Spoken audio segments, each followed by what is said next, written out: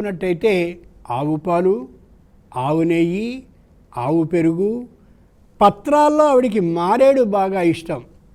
వనస్పతిస్తవ వృక్షోధ బిల్వః, కాబట్టి మారేడు పత్రం బాగా ఆవిడికి ఇష్టం.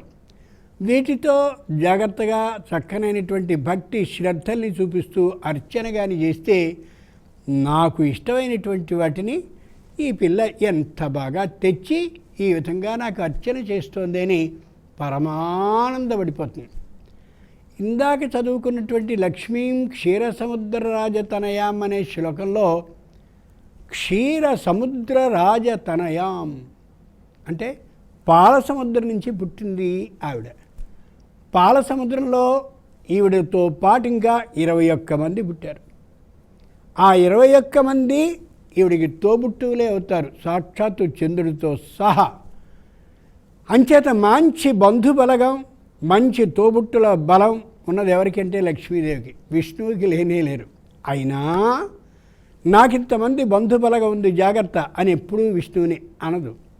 ముకుంద ప్రియాం, విష్ణువుకి ఈవిడంటే చాలా చాలా చాలా ఇష్టం. కాబట్టి లక్ష్మీ అర్చనని అక్షయ తృతీయ లేదా అక్షతృతీయ నాడు కానీ చేస్తే లక్ష్మీదేవి తనకున్నటువంటి సంపదైన భర్త చక్కగా చూసుకునేటటువంటి ధనాన్ని ఇస్తుంది, ధనాన్ని సంపాదించుకోగలిగినటువంటి బుద్ధిని ఇస్తుంది, గెలవగలననేటటువంటి నమ్మకాన్ని అంటే ఆ విశ్వాసాన్ని బాగా ఇస్తుంది. ఎక్కడైనా ఓ సందర్భంలో ఓడిపోయినట్లయితే నిరాశ, నిస్పృహ, ఆత్మహత్య ఆలోచన పొరపాటును కూడా కలగచేయదు.